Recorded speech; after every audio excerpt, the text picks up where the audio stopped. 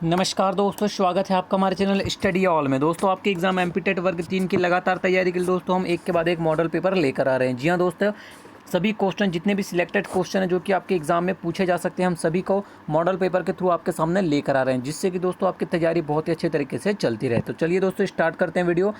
अगर आप चैनल को पहली बार देख रहे हैं या चैनल पर नए हैं तो चैनल को सब्सक्राइब कर लीजिए और बेल नोटिफिकेशन पर प्रेस कर लीजिए दोस्तों, ताकि न्यू वीडियो की अपडेट्स आपको लगातार मिलती रहे और आपकी वर्ग 3 एमपीटेट वर्ग 3 की तैयारी में किसी भी प्रकार की रुकावट ना हो। तो चलिए दोस्तों स्टार्ट करते हैं वीडियो। दोस्तों, अगर वीडियो पसंद आए तो लाइक और शेयर जरूर कीजिएगा और वीडियो को अंत तक जरूर देखिएगा दोस्तों, सभी क्वेश्चन आपको सिलेक्टेड ही मिलेंगे। ठीक है, चलिए पहला क्वेश्चन देखते हैं।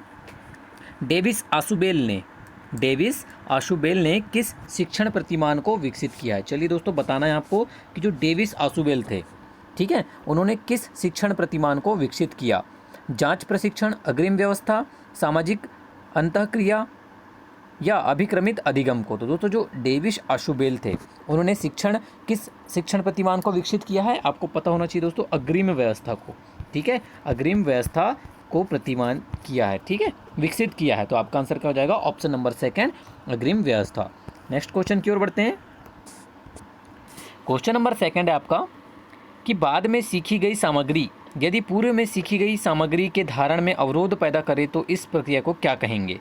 बहुत ही अच्छा क्वेश्चन दोस्तों कि यदि बाद में सीखी गई सामग्री यदि पूर्व में सीखी गई सामग्री के धारण में अवरोध पैदा करती है तो इस प्रक्रिया को कहा जाता है, क्या कहा जाता है दोस्तों? आपको पता होना चाहिए, पश्चोन्मुखी अवरोध। क्या कहा जाएगा दोस्तों? इसे पश्चोन्मुखी अवरोध कहा जाएगा। बहुत ही अच्छा क्वेश्चन है दोस्तों, एग्जाम में जरूर पूछा जा सकता है ये क्वेश्चन। ठीक है, नेक्स्ट क्वेश्चन देखते हैं।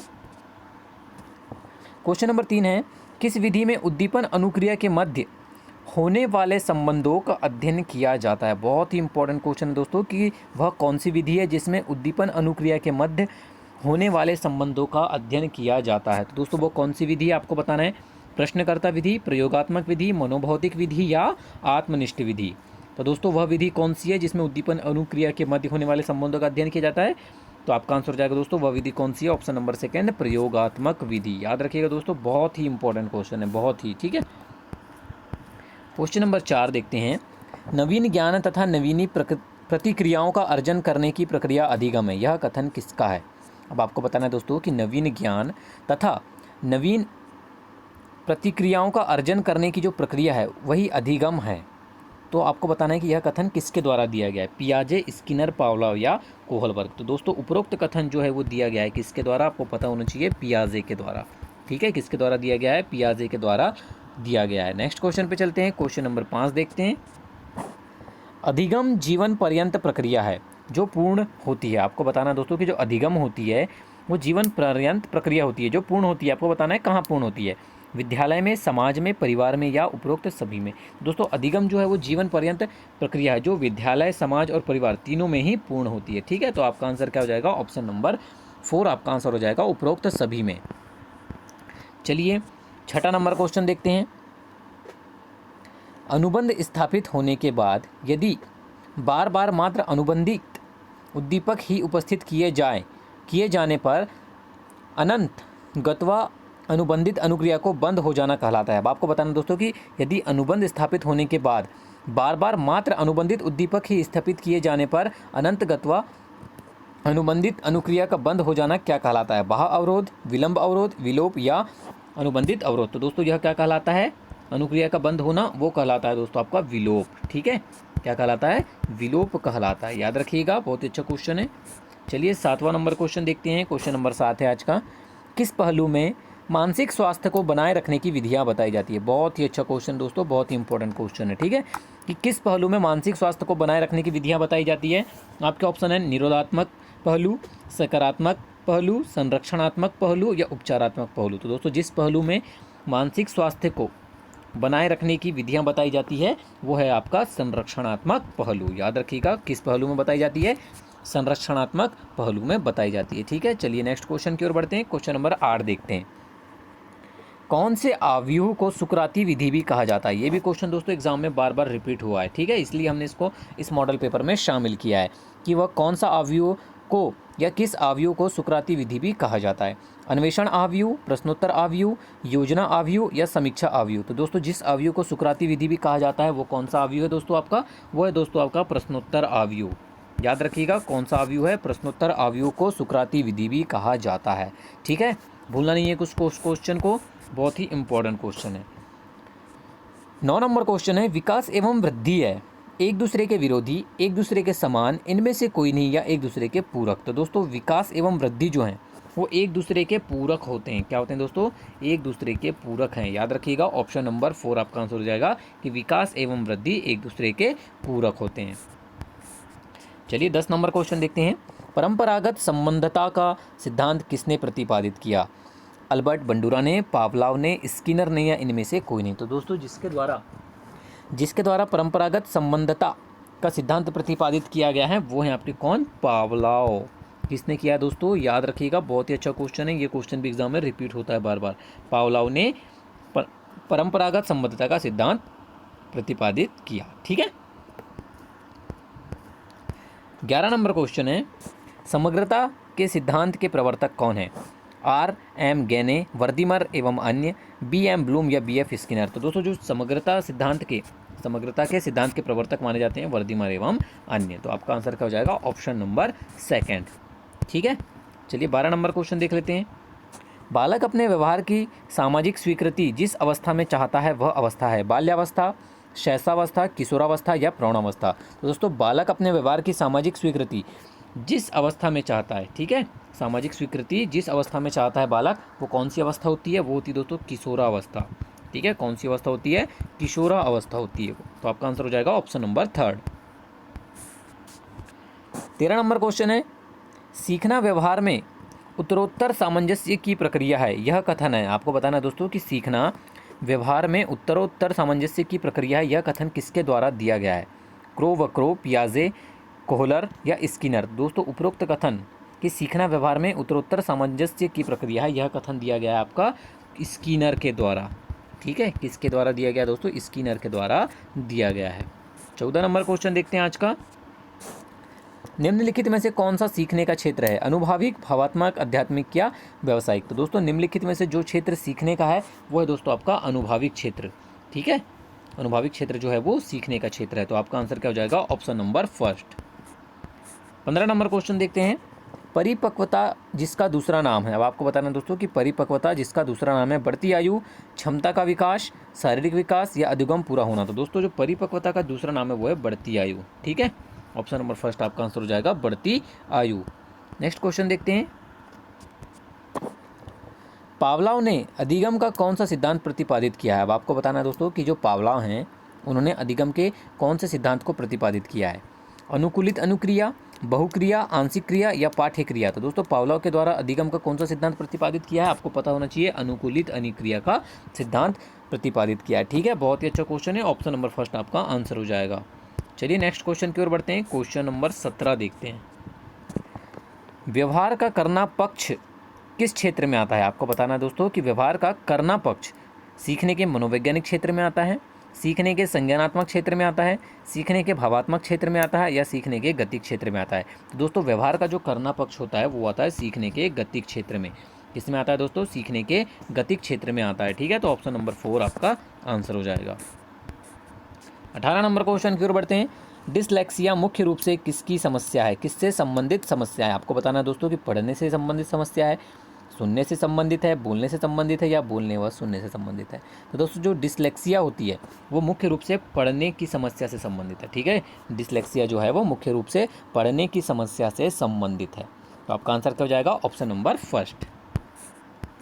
19 नंबर क्वेश्चन देखते हैं, शिक्षा तकनीकी को किसने 3 भागों में बांटा? गेट्स, कॉल्विन, लॉन्गफील्ड या लुमसडेन ने। तो दोस्तों शिक्षा तकनीकी को जिसने 3 भागों में विभाजित किया या बांटा वो है दोस्तों लुमसडेन। किसने बांटा, लुमसडेन ने बांटा। ठीक है, 20 नंबर क्वेश्चन देखते हैं, बार बार दोहराने से अधिगम को बढ़ावा मिलता है, किस नियम की पुष्टि करता है? आपको बताना है दोस्तों कि बार बार दोहराने से अधिगम को बढ़ावा मिलता है, यह किस नियम से इसकी पुष्टि होती है? बताना है कि किस नियम से इसकी पुष्टि होती है। ठीक है, प्रयास के नियम से, दोहराने के नियम से, अभ्यास के नियम से या अनुकरण के नियम से। तो दोस्तों बार बार दोहराने से अधिगम को बढ़ावा मिलता है, यह करता है अभ्यास के नियम की पुष्टि। ठीक है, किसी पुष्टि करता है, ये अभ्यास के नियम की पुष्टि करता है। तो ऑप्शन नंबर 3 आपका आंसर हो जाएगा। याद रखिएगा बहुत ही इंपॉर्टेंट क्वेश्चन है। 21 नंबर क्वेश्चन है, उद्दीपक अनुक्रिया के मध्य साहचर्य स्थापित करने वाले प्रक्रम को कहते हैं। बहुत ही अच्छा क्वेश्चन है दोस्तों कि उद्दीपक अनुक्रिया के मध्य साहचर्य स्थापित करने वाले प्रक्रम को क्या कहा जाता है? सभी को पता है दोस्तों, क्या कहा जाता है? अधिगम कहा जाता है। क्या कहा जाता है दोस्तों? अधिगम। ठीक है, 22 नंबर क्वेश्चन देखते हैं। आगमन चिंतन के विकास के लिए श्रीमती टाबा ने कौन सी युक्ति नहीं सुझाई? अब आपको बताना है दोस्तों कि आगमन चिंतन के विकास के लिए श्रीमती टाबा ने कौन सी युक्ति है जो नहीं सुझाई? दत्त अवलोकन, अवधारणा का निर्माण, सिद्धांतों का प्रयोग या उपयोग। तो दोस्तों जो श्रीमती टाबा ने जो है वो अवधारणा का निर्माण, दत्त व्याख्या और सिद्धांतों का उपयोग, ये तीनों ही युक्ति सुझाई थी। दत्त अवलोकन जो है उन्होंने आगमन चिंतन के विकास के लिए यह युक्ति नहीं सुझाई थी। ठीक है, तो आपका आंसर क्या हो जाएगा? ऑप्शन नंबर फर्स्ट, दत्त अवलोकन। 23 नंबर क्वेश्चन है, व्यक्ति जब दूसरे व्यक्ति को, ठीक है, एक व्यक्ति जब दूसरे व्यक्ति को कुछ कार्य करते देख वह कार्य करना सीखता है तो यह क्या कहलाता है? अवलोकन द्वारा सीखना, क्रिया प्रसूत द्वारा सीखना, प्राचीन अनुबंधन या सूझ द्वारा सीखना। तो दोस्तों सभी को पता है कि एक व्यक्ति जब दूसरे व्यक्ति को कुछ कार्य करते हुए वह कार्य को सीखना चाहता है तो दोस्तों यह किसके अंतर्गत आता है या ये क्या कहलाता है? ये कहलाता है दोस्तों अवलोकन द्वारा सीखना। किसके द्वारा सीखना? अवलोकन द्वारा सीखना कहलाता है। 24 नंबर क्वेश्चन है, विस्मरण के प्रयोग किसने स्वयं पर किए? बर्दाइमर, मैस्लो, एबिंगहॉस या हल ने? तो दोस्तों विस्मरण के प्रयोग जिसने स्वयं पर किए वो हैं आपके एबिंगहॉस ने। ठीक है, एबिंगहॉस ने विस्मरण के जो प्रयोग हैं वो स्वयं पर किए थे। तो आपका आंसर हो जाएगा option number third. 25 number question है, निम्न में से कौन से शिक्षण सिद्धांत की एक विशेषता नहीं है? सीखने की उत्सुकता, ज्ञान की संरचना, क्रमशीलता का अभाव या पुष्टिकरण। तो दोस्तों निम्नलिखित में से जो शिक्षण सिद्धांत की एक विशेषता के अंतर्गत नहीं आती है वो है आपकी क्रमशीलता का अभाव। बाकी सीखने की उत्सुकता, ज्ञान की संरचना और पुष्टिकरण, ये तीनों ही आपके शिक्षण सिद्धांत के विशेषता के अंतर्गत आते हैं। जो क्रमशीलता का अभाव है यह शिक्षण सिद्धांत की एक विशेषता के अंतर्गत नहीं आता है। ठीक है, 26 नंबर क्वेश्चन देखते हैं, मनोविज्ञान के किस संप्रदाय में तथ्यात्मक एवं वस्तुनिष्ठ विधियों के अध्ययन के उपयोग पर बल दिया गया है? आपको बताना है दोस्तों कि मनोविज्ञान के किस संप्रदाय में तथ्यात्मक एवं वस्तुनिष्ठ विधियों के अध्ययन पर बल दिया गया है? मनोविश्लेषणवाद, संरचनावाद, व्यवहारवाद या संज्ञानवाद। तो दोस्तों किस संप्रदाय में दिया गया है? वो दिया गया दोस्तों व्यवहारवाद में। किसमें दिया गया है? व्यवहारवाद में। व्यवहारवाद के अध्ययन के उपयोग पर बल दिया गया है। ठीक है, नेक्स्ट क्वेश्चन देखते हैं। क्वेश्चन नंबर 27 है, समप्रत्यय लब्धि प्रतिमान किसने प्रतिपादित किया? आपको बताना है दोस्तों कि समप्रत्यय लब्धि प्रतिमान किसके द्वारा प्रतिपादित किया गया है? Hilda Rawat, Richard Suchman, Jerome Bruner या कार्ल रोजर्स। तो दोस्तों किसके द्वारा दिया गया है? आपको पता रहना चाहिए, ब्रूनर के द्वारा दिया गया है। ठीक है, तो ऑप्शन नंबर थर्ड आपका आंसर हो जाएगा जो जेरोम ब्रूनर। 28 नंबर क्वेश्चन है, ज्ञान विद्यमान है, विश्वसनीय है तथा इस ज्ञान को प्राप्त करना ही अधिगम है। कौन सा संप्रदाय इस कथन का स्वीकार नहीं करता है? आपको बताना दोस्तों कि ज्ञान विद्यमान है, विश्वसनीय है तथा इस ज्ञान को प्राप्त करना ही अधिगम है। कौन सा संप्रदाय इस कथन को स्वीकार नहीं करता है? व्यवहारवाद, संज्ञानवाद, संरचनावाद या गेस्टाल्टवाद। तो दोस्तों वह कौन सा संप्रदाय है जो इस कथन को पूर्ण तरीके से स्वीकार नहीं करता है? वो है दोस्तों आपका संरचनावाद। याद रखिएगा, जो संरचनावाद संप्रदाय है वो इस कथन को स्वीकार नहीं करता है। चलिए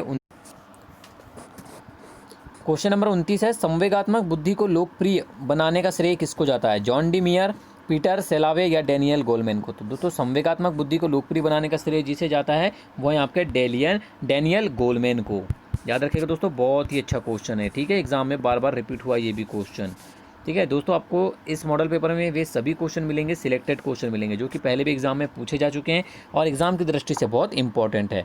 ठीक है, तो संवेगात्मक बुद्धि को लोकप्रिय बनाने का श्रेय किसे जाता है? आपको पता रहना चाहिए, डैनियल गोलमैन को जाता है। ठीक है, चलिए 30 नंबर क्वेश्चन है, बुद्धि इन 4 शब्दों से निहित है, ज्ञान, आविष्कार, निर्देश और आलोचना। यह कथन किस मनोविज्ञान का है या मनोवैज्ञानिक का है? स्पीयरमैन, अल्फ्रेड बिने, थॉर्नडाइक या रायबर्न। बहुत ही अच्छा क्वेश्चन है दोस्तों, बहुत ही इंपॉर्टेंट क्वेश्चन है कि बुद्धि 4 शब्दों से निहित है, ज्ञान, आविष्कार, निर्देश और आलोचना। यह कथन किस मनोवैज्ञानिक के द्वारा दिया गया है? आपको पता होना चाहिए दोस्तों, ये दिया गया अल्फ्रेड बिने के द्वारा। किसके द्वारा दिया गया दोस्तों? अल्फ्रेड बिने के द्वारा दिया गया है। ठीक है, याद रखना है आपको, ऑप्शन नंबर सेकंड आपका आंसर हो जाएगा। चलिए दोस्तों, बाल विकास के बाद अब देख लेते हैं पर्यावरण के मोस्ट एमपी क्वेश्चन, जो कि दोस्तों पूरे क्वेश्चन सिलेक्टेड मिलेंगे आपको कोई भी ऐसा एक भी ऐसा क्वेश्चन नहीं होगा जो आपको एग्ज़ाम में पहले भी पूछा ना जा चुका हो और इसकी संभावना ना हो इसकी एग्ज़ाम में आए। दोस्तों सभी क्वेश्चन सिलेक्टेड हैं, ठीक है, सभी क्वेश्चन पहले एग्जाम में आए भी चुके हैं और बहुत ही सिलेक्टेड क्वेश्चन है जो कि आपके एग्जाम में पूछे भी जा सकते हैं। पहला प्रश्न है दोस्तों पर्यावरण का, द ओरिजिन ऑफ स्पाइसेस या प्रजातियों की उत्पत्ति एक रचना है। आपको बताना दोस्तों किसकी रचना है ये, अरस्तु, मेंडल, चार्ल्स डार्विन या रॉबर्ट हुक की। तो दोस्तों द ओरिजिन ऑफ स्पाइसेस किसकी, स्पेसीज किसकी, प्रजातियों की उत्पत्ति किसकी रचना है, ये है दोस्तों चार्ल्स डार्विन की, ठीक है, ये किसकी रचना है, चार्ल्स डार्विन की रचना है, याद रखिएगा। नेक्स्ट क्वेश्चन देखते हैं, क्वेश्चन नंबर 32। ग्रीन मफलर संबंधित है, बहुत ही इंपॉर्टेंट क्वेश्चन है दोस्तों। ग्रीन मफलर संबंधित है मृदा प्रदूषण से, ध्वनि प्रदूषण से, वायु प्रदूषण से या जल प्रदूषण से। तो दोस्तों जो ग्रीन मफलर है वो संबंधित है आपका ध्वनि प्रदूषण से, याद रखिएगा किससे संबंधित है, ध्वनि प्रदूषण से संबंधित है ग्रीन मफलर। 33 नंबर क्वेश्चन है, वन्य जीव सुरक्षा अधिनियम पारित किया गया 1975, 1962, 1960 या 1972। तो दोस्तों वन्य जीव सुरक्षा अधिनियम पारित किया गया था, वो किया गया था दोस्तों सन 1972 में। कब किया गया था दोस्तों, 1972 में किया गया था, याद रखना है आपको ये क्वेश्चन, बहुत ही अच्छा क्वेश्चन है। दिन और रात होने का प्रमुख कारण है, सूर्य का अपनी धुरी पर घूमना, चंद्रमा का अपनी धुरी पर घूमना, पृथ्वी का अपनी धुरी पर घूमना या उपरोक्त में से कोई नहीं। तो दोस्तों दिन और रात होने का जो प्रमुख कारण होता है वो होता है पृथ्वी की घूर्णन गति के कारण, जिसमें पृथ्वी अपनी धुरी पर घूमती है। तो आपका आंसर क्या हो जाएगा दोस्तों, ऑप्शन नंबर 3, ठीक है। दिन और रात होने का कारण क्या है, पृथ्वी का अपनी धुरी पर घूमना, या ऑप्शन में आपको ध्रुवण गति भी दे सकता है, ठीक है, ध्रुवण गति के कारण ही दिन और रात होते हैं और परिक्रमण के गति के कारण मौसम परिवर्तन होता है। नेक्स्ट क्वेश्चन देखते हैं, ध्रुव तारा कहा जाता है दक्षिणी तारे को, पूर्वी तारे को, उत्तरी तारे को या पश्चिमी तारे को। अब आपको बताना है दोस्तों कि ध्रुव तारा होता है वो किस तारे को कहा जाता है, तो वो कहा जाता है दोस्तों उत्तरी तारे को। किसको कहा जाता है, उत्तरी तारे को ही ध्रुव तारा कहा जाता है, याद रखिएगा, बहुत ही अच्छा क्वेश्चन है, ये क्वेश्चन भी एग्जाम में पूछा जा सकता है। 36 नंबर क्वेश्चन है, पौधों और जंतु की संकटग्रस्त प्रजातियों को प्रदर्शित करने के लिए IUCN ने निम्न पुरस्कार तैयार किए, पुस्तक तैयार की है, रेड डाटा बुक, श्वेत डाटा बुक, नील डाटा बुक या इनमें से कोई नहीं। तो दोस्तों पौधों और जंतु की संकटग्रस्त प्रजातियों को प्रदर्शित करने के लिए जो IUCN ने जो पुस्तक तैयार की है वो है दोस्तों आपकी रेड डाटा बुक। कौन सी बुक है, रेड डाटा बुक। बहुत ही इंपॉर्टेंट क्वेश्चन है दोस्तों, एग्जाम में पूछा भी जा चुका है और प्रबल संभावना है कि ये क्वेश्चन पूछा भी जा सकता है, तो आपको पता होना चाहिए वो कौन सी पुस्तक है, red data book. 37 number question पे चलते हैं, भारत में प्रोजेक्ट टाइगर प्रारंभ किया गया, कब प्रारंभ किया दोस्तों, 1972, 1973, 1981 या 1985। तो दोस्तों भारत में प्रोजेक्ट टाइगर कब प्रारंभ किया गया था, आपको पता होना चाहिए सन 1973 में, ठीक है, सन 1973 में प्रोजेक्ट टाइगर प्रारंभ किया गया था भारत में। 38 नंबर क्वेश्चन है, एक नक्षत्र का रंग निर्भर करता है उसका सूर्य की दूरी पर, त्रिज्या पर, पृष्ठीय ताप पर या घनत्व पर। तो दोस्तों जो एक नक्षत्र का जो रंग होता है वो किस पर निर्भर करता है, वो करता है दोस्तों पृष्ठीय ताप पर। किस पर निर्भर करता है, पृष्ठीय ताप पर पूर्ण तरीके से निर्भर करता है। तो आपका आंसर हो जाएगा ऑप्शन नंबर 3। फूलों की घाटी अवस्थित है, क्वेश्चन नंबर 39 है, कहाँ स्थित है आपको बताना है फूलों की घाटी, जम्मू कश्मीर, हिमाचल प्रदेश, उत्तराखंड या सिक्किम। तो दोस्तों जो फूलों की घाटी अवस्थित है वो है आपकी कहाँ, उत्तराखंड में अवस्थित है, ठीक है, याद रखिएगा फूलों की घाटी कहाँ स्थित है आपकी, उत्तराखंड में स्थित है। चलिए 40 नंबर क्वेश्चन देखते हैं, एगमार्क का संबंध है पैकेजिंग से, संसाधन से, उत्पादन से या गुणवत्ता से। बहुत ही अच्छा क्वेश्चन दोस्तों, इंपॉर्टेंट क्वेश्चन एग्जाम के लिए कि एगमार्क का संबंध किससे होता है दोस्तों, गुणवत्ता से होता है, ठीक है, गुणवत्ता से होता है एगमार्क का संबंध। 41 नंबर क्वेश्चन है, पुष्कर मेला कहाँ आयोजित किया जाता है, जयपुर, उदयपुर, अजमेर या जोधपुर। तो दोस्तों जो पुष्कर का जो मेला है वो कहाँ आयोजित किया जाता है, अजमेर में किया जाता है। ऑप्शन नंबर 3 आपका आंसर हो जाएगा, ठीक है, याद रखिएगा, ये भी क्वेश्चन बहुत इंपॉर्टेंट है। नेक्स्ट क्वेश्चन की ओर चलते हैं, हमारे देश में वन महोत्सव दिवस मनाया जाता है 1 जुलाई, 2 अक्टूबर, 10 अगस्त या 1 दिसंबर। तो दोस्तों हमारे देश में वन महोत्सव दिवस कब मनाया जाता है, आपको पता होना चाहिए 1 जुलाई को मनाया जाता है, ठीक है, कब मनाया जाता है, 1 जुलाई को मनाया जाता है। चलिए आगे बढ़ते हैं क्वेश्चन में, 43 नंबर क्वेश्चन देखते हैं आज का, सामाजिक वानिकी का उद्देश्य है ग्रामीण क्षेत्रों में चकबंदी, वन्य प्राणियों का संरक्षण, चारागाहों का विकास या पर्यावरणीय, सामाजिक व ग्रामीण विकास में मदद के उद्देश्य वनों का प्रबंधक। तो दोस्तों सामाजिक वानिकी का जो उद्देश्य होता है वो होता है ऑप्शन नंबर 4, ठीक है। पर्यावरणीय सामाजिक व ग्रामीण विकास में मदद के उद्देश्य वनों का प्रबंधन, ये इसका उद्देश्य होता है सामाजिक वानिकी का। चलिए 44 नंबर क्वेश्चन देखते हैं। जो ऊर्जा पृथ्वी की सतह के नीचे संचित ऊर्जा को काम में ला सकती है उसे क्या कहा जाता है। आपको बताना दोस्तों कि जो ऊर्जा पृथ्वी की सतह के नीचे की जो संचित ऊर्जा रहती है उसको काम में ला सकती है उसे क्या कहा जाता है। उष्मीय ऊर्जा, भूतापीय ऊर्जा, परमाणु ऊर्जा या ज्वारीय ऊर्जा। तो दोस्तों उसे क्या कहा जाता है आपको पता होना चाहिए, भूतापीय ऊर्जा कहा जाता है। क्या कहा जाता है दोस्तों, भूतापीय ऊर्जा कहा जाता है, ठीक है। ऑप्शन नंबर 2 आपका आंसर हो जाएगा। नेक्स्ट क्वेश्चन की ओर बढ़ते हैं। 45 नंबर क्वेश्चन है, खाद्य श्रृंखला में ऊर्जा का प्रवाह होता है एक दिशीय, उभय दिशीय, बहुदिशीय या चक्रीय। तो दोस्तों खाद्य श्रृंखला में जो ऊर्जा का प्रवाह होता है वो कैसा होता है, उभय दिशीय होता है। याद रहना चाहिए आपको, ऑप्शन नंबर 2 आपका आंसर हो जाएगा, उभय दिशीय। 46 नंबर क्वेश्चन है, फ्लाई ऐश वातावरणीय प्रदूषक है जो इसके द्वारा उत्पन्न होता है। आटा मिल, थर्मल पावर प्लांट, उर्वरक संयंत्र या सीमेंट उद्योग। तो दोस्तों फ्लाई ऐश जो होता है, फ्लाई ऐश कहाँ से निकलता है, एक वातावरणीय प्रदूषक जो कहाँ से उत्पन्न होता है, ये होता है दोस्तों थर्मल पावर प्लांट जो रहते हैं वहाँ से निकलता है ये, ठीक है, या वहाँ से उत्पन्न होता है। तो आपका आंसर क्या हो जाएगा, ऑप्शन नंबर 2। चलिए 47 नंबर क्वेश्चन देखते हैं। जब कोई चर्म उद्योग अपशिष्ट को नदी में बहाकर जल प्रदूषक पैदा करता है तो स्वास्थ्य जोखिमों पर लगने वाली लागत को कहते हैं अंतर्निहित लागत, निजी लागत, सामाजिक लागत या अवसर लागत। तो दोस्तों जो स्वास्थ्य जोखिमों पर लगने वाली लागत होती है वो कहलाती है सामाजिक लागत। क्या कहा जाता है दोस्तों, इसे सामाजिक लागत कहा जाता है, ठीक है। बहुत ही अच्छा क्वेश्चन है, याद रखना है आपको। 48 नंबर क्वेश्चन देखते हैं। प्रकृति संरक्षण से संबंधित कार्य है वृक्षारोपण, पेड़ पौधों की सुरक्षा, जन क्षेत्रों की सफाई, उपयुक्त सभी। तो दोस्तों आपको पढ़ते ही समझ में आ रहा होगा कि प्रकृति संरक्षण से संबंधित कार्य कौन कौन से हैं। वृक्षारोपण करना भी है, पेड़ पौधों की सुरक्षा करना भी है और जन क्षेत्रों की सफाई भी है। तो आपका आंसर क्या हो जाएगा दोस्तों, ऑप्शन नंबर 4 आपका आंसर हो जाएगा, ठीक है। 49 नंबर क्वेश्चन देखते हैं।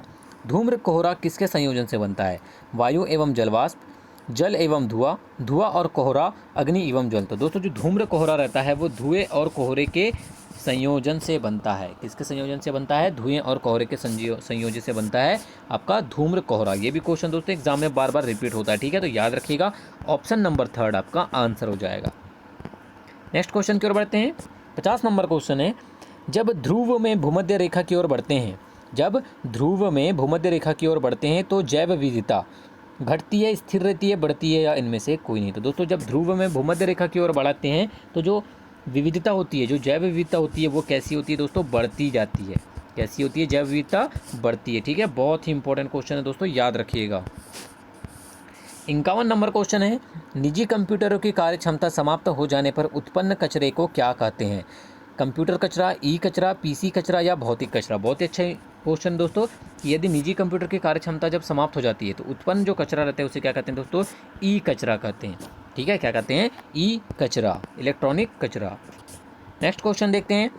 52 नंबर क्वेश्चन है, बहुत ही इंपॉर्टेंट। वन्य जीव सप्ताह मनाया जाता है 8 अगस्त से 15 अगस्त, 1 अक्टूबर से 7 अक्टूबर, 1 जून से 7 जून या 15 जून से 21 जून। तो दोस्तों जो वन्य जीव सप्ताह मनाया जाता है आपको पता होना चाहिए दोस्तों, क्योंकि इंपॉर्टेंट क्वेश्चन है। 1 अक्टूबर से 7 अक्टूबर तक मनाया जाता है, ठीक है। कब मनाया जाता है, 1 अक्टूबर से 7 अक्टूबर तक मनाया जाता है आपका वन्य जीव सप्ताह। तो ऑप्शन नंबर 2 आपका आंसर हो जाएगा। 53 नंबर क्वेश्चन पे चलते हैं। कोयले की निम्नलिखित श्रेणियों में से किसकी गुणवत्ता बेहतर होती है, लिग्नाइट, एंथ्रेसाइट, बिटुमिनस या इनमें से कोई नहीं। दोस्तों सभी को पता है कि कोयले की जो एंथ्रेसाइट, ठीक है, कोयले का जो एंथ्रेसाइट श्रेणी होती है वो उसकी गुणवत्ता सबसे बेहतर मानी जाती है। तो आपका आंसर क्या हो जाएगा, ऑप्शन नंबर 2। 54 नंबर क्वेश्चन है, WWF से आशा है world life fund, world wide fund, world war fund या वर्ल्ड वॉच फंड। तो दोस्तों निम्नलिखित में से जो WWF का जो आशय है, ठीक है, वो क्या है, वर्ल्ड लाइफ फंड। तो आपका आंसर क्या हो जाएगा, ऑप्शन नंबर 1 आंसर हो जाएगा। संरक्षण या विनाश पुस्तक के लेखक हैं दोस्तों, बहुत ही इंपॉर्टेंट क्वेश्चन है, इसको बोलना चाहिए कि मोस्ट टाइम पे क्वेश्चन है, क्योंकि ये क्वेश्चन हर बार एग्जाम में पूछा जाता है पर्यावरण के पोर्शन में, कि संरक्षण या विनाश पुस्तक के लेखक कौन है, Vandana Shiva, Jim Corbett, Ruskin Bond या सरला बहन। तो दोस्तों संरक्षण या विनाश पुस्तक के लेखक कौन है, सरला बहन है, याद रखिएगा। तो ऑप्शन नंबर 4 आपका आंसर हो जाएगा। ठीक है, 56 नंबर क्वेश्चन देखते हैं। पर्यावरण की पाठ्यचर्चा में शामिल होना चाहिए। बच्चों के अनुभव, स्कूल का वातावरण, उपयुक्त पाठ्यक्रम, उपरोक्त सभी। दोस्तों सभी को समझ में आ रहा है क्वेश्चन पढ़ते ही कि पर्यावरण की पाठ्यचर्चा में बच्चों का अनुभव, स्कूल का वातावरण और उपयुक्त पाठ्यक्रम, ये सभी शामिल होने चाहिए। तो ऑप्शन नंबर 4 आपका आंसर हो जाएगा ये सभी। 57 नंबर क्वेश्चन है, पर्यावरण को बचाने के लिए चिपको आंदोलन का संबंध किस राज्य से है। दोस्तों सभी को पता है कि किस राज्य से है, उत्तराखंड राज्य से संबंधित। ठीक है, पर्यावरण को बचाने के लिए जो चिपको आंदोलन का संबंध है वो किस राज्य से है, उत्तराखंड राज्य से है। 58 नंबर क्वेश्चन देखते हैं, ज्ञान निर्माण में निम्न में से किसकी आवश्यकता होती है। अनुभव, अवधारणा का बनाना, अन्वेषण विधियाँ का एवं सत्यापन। तो दोस्तों ज्ञान निर्माण में जिसकी आवश्यकता होती है वो अनुभव की भी होती है, अवधारणा बनाने की भी होती है और अन्वेषण विधियों एवं सत्यापन की भी होती है। तो ऑप्शन नंबर 4 आपका आंसर हो जाएगा। ठीक है, चलिए 59 नंबर क्वेश्चन देख लेते हैं आज का क्या है। निम्नलिखित में से कौन सा जैवमंडल का अजैविक घटक नहीं है। कवक, प्रोटीन, मृदा या फास्फोरस। तो दोस्तों निम्नलिखित में से जो जैवमंडल का अजैविक घटक के अंतर्गत नहीं आता है वो है आपका कवक। ठीक है, जो कवक है वो जैविक घटक के अंतर्गत आता है। अजैविक घटक के अंदर आपके प्रोटीन, मृदा और फास्फोरस आएंगे। ठीक है, तो आपका आंसर क्या हो जाएगा, ऑप्शन नंबर 1। आज का लास्ट क्वेश्चन देखते हैं दोस्तों, ग्रीन मफलर संबंधित है। दोस्तों ये लगता है क्वेश्चन रिपीट हो गया है। ग्रीन मफलर आपको बताया था मैं किससे संबंधित है, ध्वनि प्रदूषण से संबंधित है। तो आपका आंसर क्या हो जाएगा, ऑप्शन नंबर 2। वीडियो को अंत तक देखने के लिए धन्यवाद दोस्तों। अगर वीडियो पसंद आई तो लाइक और शेयर जरूर कीजिएगा और इसी तरह के वीडियो पाने के लिए चैनल को सब्सक्राइब जरूर करें और बेल नोटिफिकेशन पर प्रेस करें ताकि आपको वीडियो की अपडेट लगातार मिलती रहे।